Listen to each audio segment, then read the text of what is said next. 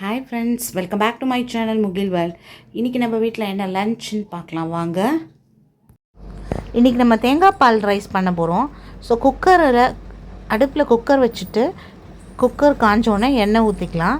எண்ணெய் நல்லா காஞ்ச பிறகு பட்டை, லவங்கம், ஒரு மராட்டி மொக்கு, பிரிஞ்சி இலை, இவ்வளோ தான். இதை ஆட் பண்ணிக்கலாம். காரத்துக்கு 3 பச்சை மிளகாய் ஆட் பண்ணிக்கலாம்.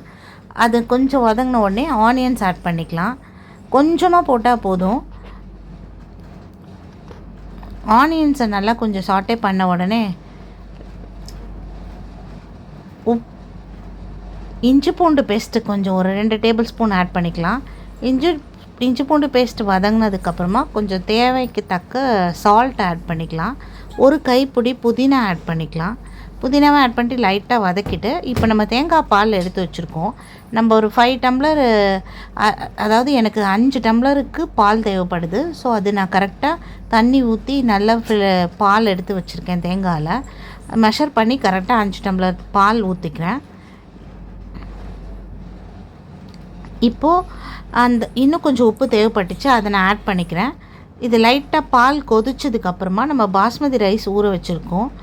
அந்த பாசுமதி ரைஸை ஒரு 1/2 அன் ஹவர் ஊற வச்சுருக்கிறத எடுத்து இது உள்ளே போட்டுட்டு ஒரு கொதி வர வரைக்கும் வெயிட் பண்ணலாம். அரிசி போட்டு ஒரு கொதி வந்ததுக்கப்புறம் குக்கரை போட்டு ஃபுல் ஸ்லோவில் இப்போ லைட்டாக கொதி வந்துச்சு. இப்போ ஃபுல் ஸ்லோவில் ஒரு 20 மினிட்ஸ்க்கு குக்கரை மூடி வச்சிடலாம். அவ்வளோதான். எடுத்து பார்த்தோன்னா பாஸ்மதி ரைஸ் உதிரியாக வந்திருக்கும். இன்றைக்கி நம்ம வீட்டோட ஸ்பெஷல் லன்ச் என்னென்னா, தேங்காய் பாலில் நம்ம புலாவ் பண்ணோம் இல்லையா, தேங்காய் பால் ரைஸ் பண்ணியிருக்கோம். அதுக்கு மேட்சிங்காக மட்டனும் உருளைக்கிழங்கும் போட்டு நல்ல ஒரு குருமா வச்சுருக்கோம். ரொம்ப டேஸ்ட்டாக இருக்கும். இந்த தேங்காய் பால் சாதத்துக்கு கொஞ்சம் காரமாக எந்த குருமாவாக இருந்தாலும் செட் ஆகும். அண்ட் சிக்கன்லேயும் ஒரு குருமா வச்சுருக்கோம். சிக்கனில் குருமா இல்லை, நல்லா காரமாக கிரேவி மாதிரி கொஞ்சம் காரமாக ஸ்பைஸியாக ஒரு கிரேவி பண்ணியிருக்கோம்.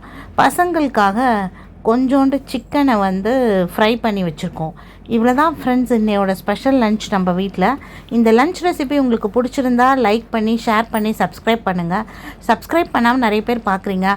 மறக்காமல் சப்ஸ்கிரைப் பண்ணி சப்போர்ட் பண்ணுங்கள் ஃப்ரெண்ட்ஸ். பாய்.